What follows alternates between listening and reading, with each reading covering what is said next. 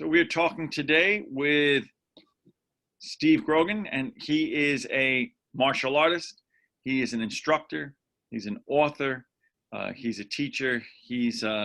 I'll let him introduce himself, but we're very happy to have him on the program. We're here to talk about Wing Chun, and we're here to talk about teaching Wing Chun, and we're here to talk about his books and some of his products. So Steve, thank you so much for joining us today. Thanks for having me. So I gave a very, very short, you have a very extensive bio, but I figured it would be better for folks to hear it from you than from me. So introduce yourself, tell us who you are and what your martial arts background is.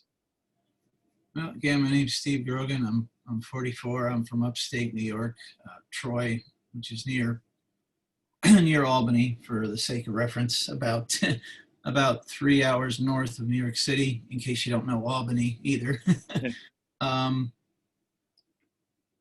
Let's see, martial art background. I started actually in 93 or 94 at a place called the Troy Judo Club, which I went only about 6 months because I realized they really did more tournament type stuff, and I was like kind of kid that was picked on a lot in school, and I was a late bloomer. That was my senior year of high school. But I was still like, hey, you know what? My last year of high school, but I'm still sick of being bullied. Let's go learn something to defend myself. But they focused more on tournaments, like starting already grabbing each other's gi, and you know what I mean? So that wasn't really Sure. Well, judo being an Olympic sport as well, it's very there's a tremendous competition drive in the judo community. So, and again, people come into martial arts for a variety of reasons, and the reason you expressed is probably one of the top reasons that people get involved in martial arts is either to learn self-defense or anti-bullying, things of that nature. And so I lasted about 6 months there, only got as far as yellow belt, but it was a good experience because of what happened later on, because you got to think judo relies a lot on momentum and leverage and things like that. Next, I went to a school that, well, they said they taught Kung Fu, but it was more of the technically counted more like Wushu. And they said, oh, hey, everybody, we're going to buy a bunch of, we want you guys to all buy a bunch of sparring gear, and we're going to spar. We sparred once, like the day the gear came to the school. Right. And then I waited about a month. I'm one of these people who gives people way more of a fair shake than others would. Like most people would lose patience Sure. and get out of there fast. I gave them like a month or two, waited to spar again, and we never did. So I was like, Weird. Well, yeah. And I'd always been interested in, I shouldn't say always interested in Wing Chun, but when I knew Bruce Lee started with it, of course, that's a lot of people's entry point into martial arts, Bruce Lee. Then I found a school in late 94 and started going, I'm not going to say January 1st, but January of 95, I started going to Sichuan's Wing Chun in Albany. And then, life happened. I tried living in Denver for a little while. Sichuan said, while you live out there, I give you have permission to find your own students and stuff. But I never did. And then I moved back home. And then, life happened. I became a dad. So it's like, well, geez, do I pay my Wing Chun tuition or do I buy my kid diapers? Yeah, sure. So, and sadly, there are some people out there that would choose the right. the martial art tuition, but I didn't. I couldn't. And so things went up and down, on and off. Life happened, and then I moved from Troy to live in Stillwater, New York, for a little while, which is even lesser known than Troy is. Sure.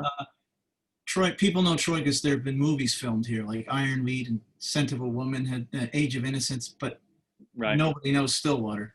But anyway, when I lived there, I was closer distance-wise to another Sifu. His name is Larry London, who teaches a total different lineage than Sichuan. Sichuan teaches the Ip Ching lineage. Ip Ching was his Sigung. So he was, excuse me, he was a student of Ip Ching. Larry London teaches the far lesser known Lung Sheng lineage, which he learned from a guy named Jack Ling, well, actually, initially he learned from Augustine Fong. Then he learned from a guy named Jack Ling, who he stayed with. He just had two Sifus. He stayed with Jack, and unfortunately, Jack passed recently. Before, I never had a chance to meet him, unfortunately. And I've stayed with Larry ever since, and I will until not that I want to think about this, but until Larry passes, I'll stay with him. And the difference in Wing Chun lineages it's too much to get into here, but it's basically different ways people interpret the style. Jack Ling learned from Lung Sheng, who was, I think, people say he was Ip Man's first student. Then you get people who nitpick, say, no, he was Ip Man's first private student or whatever. Right. He learned from Ip Man. Who cares? Who cares what order? You know. Sure. And the lineage wars, as I call them, unfortunately, are what contributes to some people in the martial art world, or a lot of people viewing Wing Chun as a joke. I mean, we can't even get along amongst each other with all this silly lineage infighting. Sure. But if you cut past it, it's a wonderful. I've stuck with it because I believe it's a wonderful style, and the reason I say my judo experience proved to be like a light bulb moment to me when I got to Wing Chun. Wing Chun also focuses a lot on leverage and sensitivity instead of brute force. Like when you throw someone in judo, if they're leaning this way, you don't go, well, I'm going to throw you that way. You go, okay, you're going that way, I'll throw you that way. Same with Wing Chun. If somebody was leaning, best example would be if somebody was pressing down on my arm, I wouldn't fight up. I would let them press down and come around. So I call Wing Chun like judo. Wing Chun is like judo with striking, or judo's like Wing Chun without striking. Makes sense. It makes a lot of sense. And I think from my understanding of it, it is something that you have the ability to, with what I call hard arts, right, which are arts that are much more engaged in force to force, right? Not what you're referring to. You have a great ability as we get older to continue to practice these arts and in times to get better in these arts, as opposed to our skills getting diminished when you get out of, especially as a male, right? When you get out of your 20s and 30s, the facts are that, if you're in any of these hard striking arts, whether it be boxing or whether it be Shotokan or things of that nature, while they're great, the reality of it is that nature takes over, and you're not likely to see someone who's going to be as effective in those arts as they get into their 60s and 70s. But with Wing Chun, you have the ability to pretty much to continue to do it and do it effectively your entire life. Am I right in that? Yeah, I mean, there were a couple times in the late 90s when I was still with Russell Sichuan, and he brought Ip Ching over, and he had seminars right in our school, and I actually got to touch hands with him and do chi sao with him. Now, 96, I was 20 years old. I'm not sure what age he was back then, but he was still more than twice my age. So I had that speed of youth on my side. Sure. But this was when I really started to have a light bulb moment, touching hands with him. and trying to do chi sao with him, you know, it's how I want to say this. It proved that speed wasn't everything. Sure. He was probably in his 70s, I think. And I should have theoretically, if I'm younger and faster, should have been able to hit him.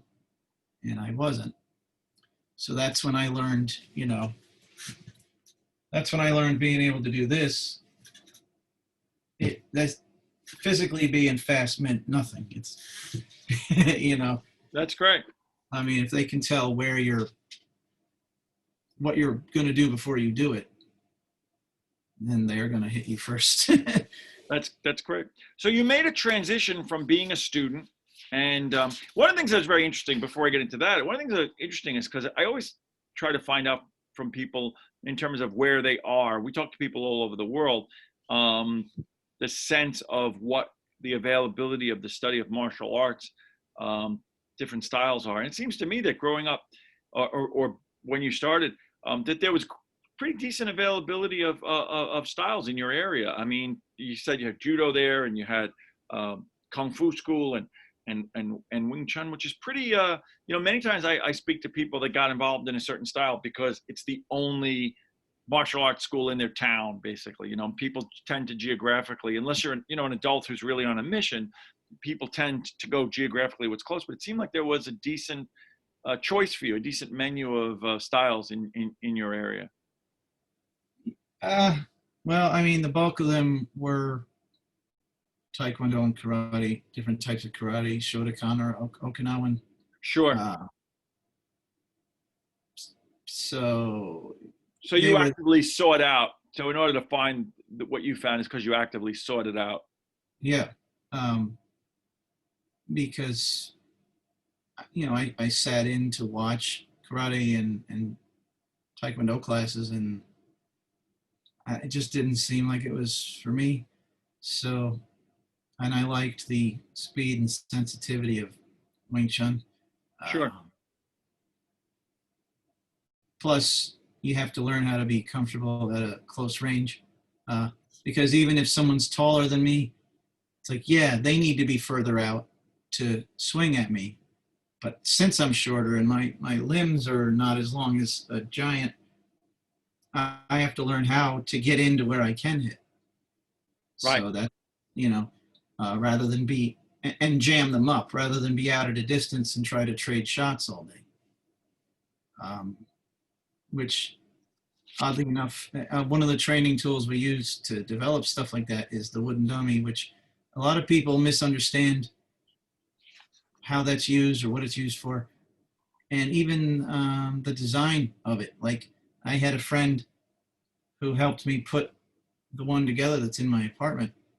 He was like looking at the dummy arm, and he's like, well, I hope when you get in a fight, you fight someone who's got arms that long. Right, all right. And I'm like, that's not the point of those limbs. The point, I mean, because no matter how long someone else's arms are, mine are still the same. So, you know what I mean? Sure. The dummy helps you learn how you have to position yourself with the limbs that you have. Like, a taller person would have to approach the dummy, be positioned differently. It's not all. That's another thing I liked about it, is that both Wing Chun schools, and there actually is a third one that I went in and I visited, Ling's Wing Chun up in Glens Falls, New York. None of them are assembly line type schools. They don't throw things at you and say, no matter what size you are or what your abilities are, this will work the same every time, no matter what environment you're in, and the size of your opponent, if you had a bad night's sleep the night before, Sure. You just kind of factory assembly line it. These schools, not that there aren't, say, Taekwondo or karate schools out there that don't do this, but they more tailored it. It was more about each person's individual abilities. Makes sense. Go ahead. So tell me, you made it the transition somewhere along the growth. You began to evolve from being a student to being an instructor and to writing and teaching.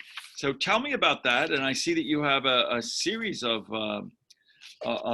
published books, and I want to hear about those and where our folks, what the focus of those books are, in the series of books, and where people can find them. So tell me about that part of your journey. Well, basically, like I told you in private messages when we were setting this up, I have not been certified with the full-blown title of Sifu, because of the not being as consistent. If I'd been consistent all this time, yeah, I would have known all 6. Wing Chun has 6 forms. I would have learned them all and been good enough at them all and everything to be off on my own. But life happened, Sure. But I've always kept at it and practiced on my own. And even if I wasn't around other Wing Chun students or even other martial artists, I would ask friends like, hey, I want to work on my reflexes. Just come at me any way that feels natural to you, Sure. And having said that and developed skills, good enough skills anyway, one day Sifu London said to me, you're welcome to teach students up to your level. And I decided like, hey, I'll run with it. And what the thing that stinks about it is it's like I have to put myself out there in a way where people might think I'm a Sifu, because I was in a group called Albany Social Meetup. I can't remember the full name of it. And I was saying in there, hey, does anyone want to learn Wing Chun? I'll teach you. Just trying to teach one-on-one. And people would be like, yeah. And I'd say, okay, well, and I was asking like a ridiculously low fee per hour. I was like $20 an hour. Most people would be like 80, Sure. And even then I had people drop out like, oh, I didn't know you wanted to get paid, Right. And so I was like, I wasn't getting anywhere. And then I found out you could, I proposed a Wing Chun class at a local college for their community education program. And they said, sure. And then, so I taught every now and then I teach just a 3-session, 6-hour course over there at Hudson Valley. And it was, like I said, it's tough going because if you don't have the big, huge brick and mortar place sign out in front, people think, oh, he's teaching out of his garage. He probably learned Wing Chun online from YouTube. Right. Right. Not a lot of people are willing to just show up and let skills speak for themselves. Sure. But anyway, getting back to your question, what was the transition to? I mean, I still am a student because, like I said, when people say, "Have you learned the whole system?" they really mean, like I said, Wing Chun has 6 forms. Have you learned all 6? Right. Of course, you could learn all 6 and not be any good at them. Sure, that's true. That's true of any art. That's true of any art. But in terms of actual instruction, I have from Sifu Sichan, I learned 4. That would be the 3 empty hand and the wooden dummy form, and then maybe a third of the Wing Chun pole form. But in a way, I'm kind of starting over because the Lung Shung lineage does it so different. I so far have learned the first 2 empty hand forms, but from the Lung Shung lineage. But like I said, I mean, Sifu London thought I had enough skill to teach people, so that's now your books. Yep. They are not specific necessarily to. In other words, there are a lot of books in martial arts that, like, let's say in Taekwondo, there's a book of forms that people how to teach specifically just on that. But your books are actually not exactly on simply that aspect of teaching Wing Chun. They're more than that, right? So tell us a little bit about that in the time that we have left. Well, there is one called How to Teach Wing Chun, which is, like I said, since I'm teaching people, I realized Wing Chun martial arts. It's like it's like you're stuck in the middle of an ocean. 'Cause, it's like, where do I begin? Sure. So I kind of came up with a game plan. You can't teach willy nilly. You still need a structure, even though it's so. Sure. And not everybody starts. It's not like when you go to college, everyone starts on the same day. There's a syllabus you have to follow. So by another date, everybody should have learned the same material. Right. So, but you still need a game plan. So that's what How to Teach Wing Chun is about. The one that still says something about Wing Chun in the title, and it mentions Wing Chun forms and Wing Chun blocks, but could be applied to anybody, is the Lone Warrior, which I came up with because Larry London, his class is only once a week, and I wanted to get better faster. So I was like, well, how do I do that? And I came up with a bunch of activities you can do by yourself, or ones you can do if there's someone around, like you have a roommate. Sure. Or a buddy you hang out with a lot, but they don't practice Wing Chun. They might not even practice any martial art. But there are drills you can come up with that work the same thing. Like we have this drill called Chi Sao. A lot of people know Wing Chun Chi Sao, which you can't do without a Wing Chun person. Right. The quote unquote bona fide way, but you can come up with drills that work the same things that Chi Sao works, which is what I did. So, because a lot of people say, how can I practice Wing Chun alone if no one I know knows Chi Sao? Sure. There's ways around it. Well, that's great. That sounds very practical. That sounds very practical. And that one's the Lone Warrior. Yep. But you can take out, like if you ignore the Wing Chun references, like if it says practice your punches, well, instead of practicing your Wing Chun punch, you just practice your karate punches. If this is a Wing Chun block, well, instead practice your karate block. You know what I mean? Like you could. No, that's great. There's many of the things that we do that that transcend any particular style. So you're right. There may be nuance as to how one were to execute. Same thing with when we see kicks with roundhouse kicks. Well, this style of Taekwondo may do the roundhouse kick this way. Karate, a more Japanese-centered style, may do it this way. But still, at the end of the day, there are drills that can be done to improve your kicking that don't necessarily have to be specific to style. Right. And at the end of the book, I show how to, I show how I personally set up my training routine at the time of that writing. It's changed a lot since then. Like I don't really practice on, I had a grappling dummy at one point. I had a heavy bag. Oh, wow.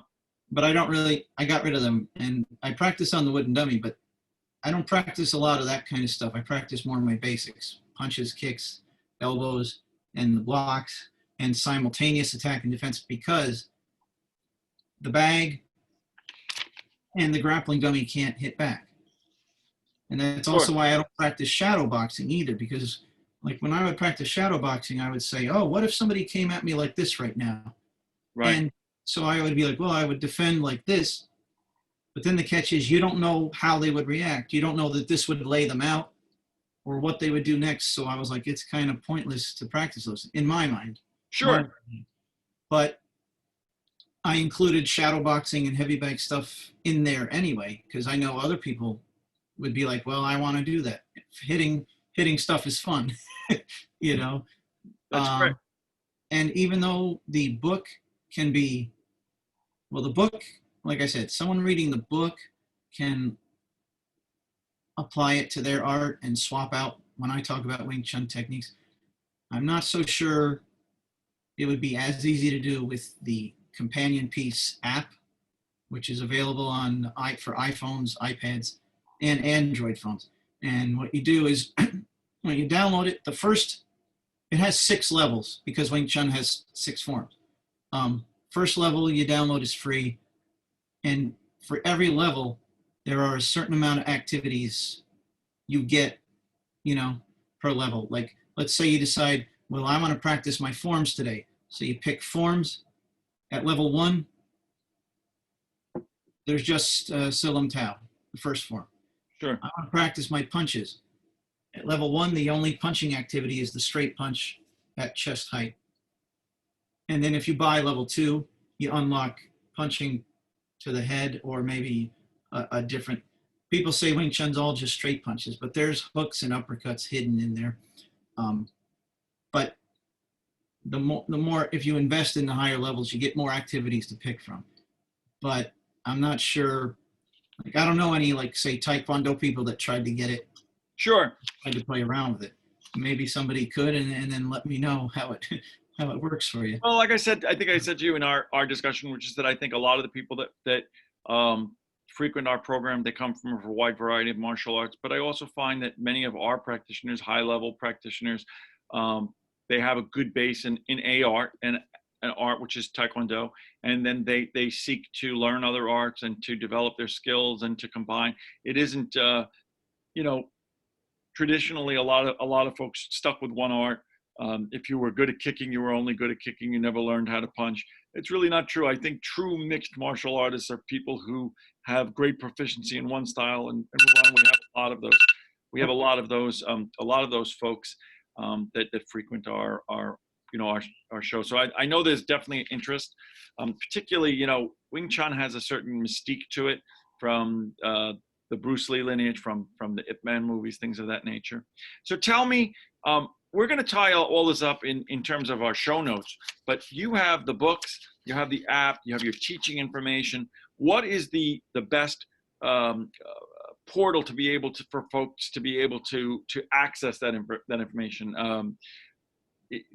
And we'll list that, but the website or the best place to find, you indicated that obviously they can find the apps at the iStore or the Android, probably Google Play, but where would be the best place for them to start to find more information about you and about the books and the programs?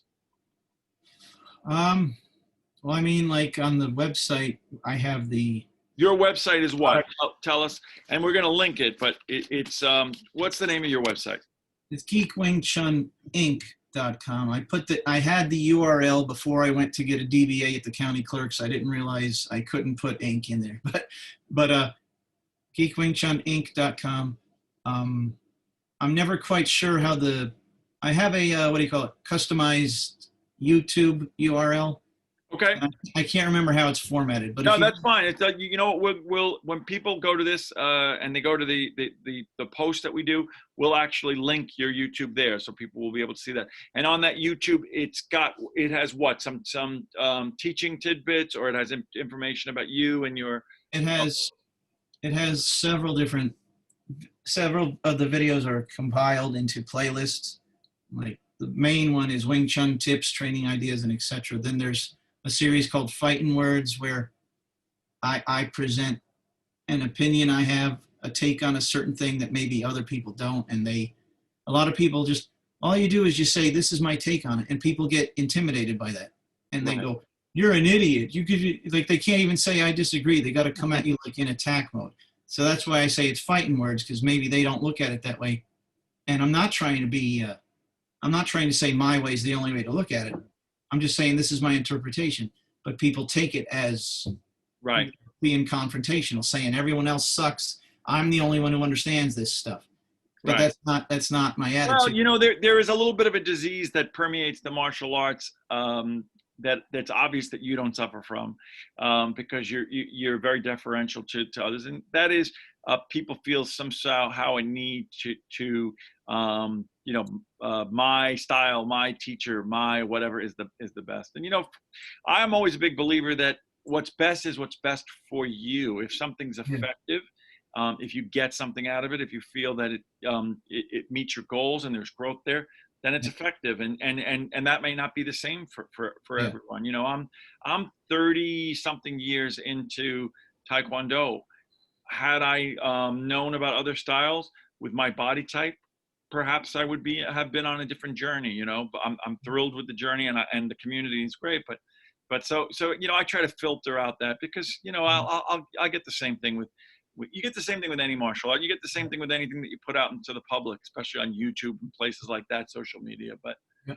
But And for those that are interested, they're gonna get value, and they're gonna find out more about yeah. your And program. there's also, I'll go through this quick. I don't know how much time we got. There's also playlists on exercise, nutrition, and mental health.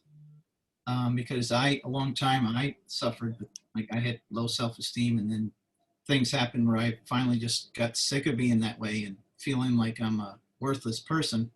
So I did things to finally change that. And then nutrition and exercise playlists are there because a lot of people think those things have to be more complicated than, well, nutrition, people think a lot of prep time, a lot of expensive ingredients, Sure. and it doesn't have to be. Exercise is there. I'm really pushing the exercise playlist now because I used to do the, you know, like the P90X 6 days a week, 60 to 75 minutes of pop workouts. And, you know, I know a lot of people are like, well, geez, if I were in better shape, I could do my martial art better. But I already spend a lot of time and money on my martial art. How can I Right. go to a gym or get a personal trainer? I found something that helps, at least with the time part. The money part is still Sure. Sure. because it's one-on-one training. Sure. But there's a kind of working out called high intensity training. Once a week, 30 minutes. That's great. And I've gone from 241 pounds down to 177. Wow. And Yep. so obviously that cuts down on the time. Like I said, the money, but people who want something bad enough, they'll find a way to afford it. Absolutely. Steve, we're winding down time wise. You really are an inspiration, and I know we could talk for hours, and Yeah. there's going to be a lot in the written post, and a lot in the show notes, for all of these things. I think you're, you know, for those that have take the time to look at your journey, how you've dealt with everything from talking about your weight management to bullying issues to trying to help other people in all of these areas. I think is really inspiring, and I thank you for joining us today. I know that we'll be following what it is that you do. Like I said, we'll be posting all of your links in our site for our readers, and I'm sure there's contact information there for people if they want to get in touch with you to find out more about, you know, what you're up to and what you're offering. Yep. And just quick last thing I'll say is because I didn't get to mention it, but I won't go into it. Obviously, is the other book I have out there is How to Build Your Own Freestanding Wing Chun Wooden Dummy, because a lot of the dummies out there that are sold or the ones you can find plans for all involve that big, huge, bulky frame. And if you don't have the room for that where you live, it's not going to cut it. But the problem of building a freestanding one is you wonder, how the heck do I weigh it down? Sure. And you can't. There are companies that sell freestanding wooden dummies, but they're not going to tell you their secret, because then you wouldn't buy from them. Sure. This book enables people to build a freestanding dummy, an efficient way to weigh it down, and saves you a lot of money. Great. And we will definitely list that one. Yep. Steve, I want to thank you so much for talking to us. We look forward to speaking to you again in the future and following your journey. Thanks for having me in. Thank you very much.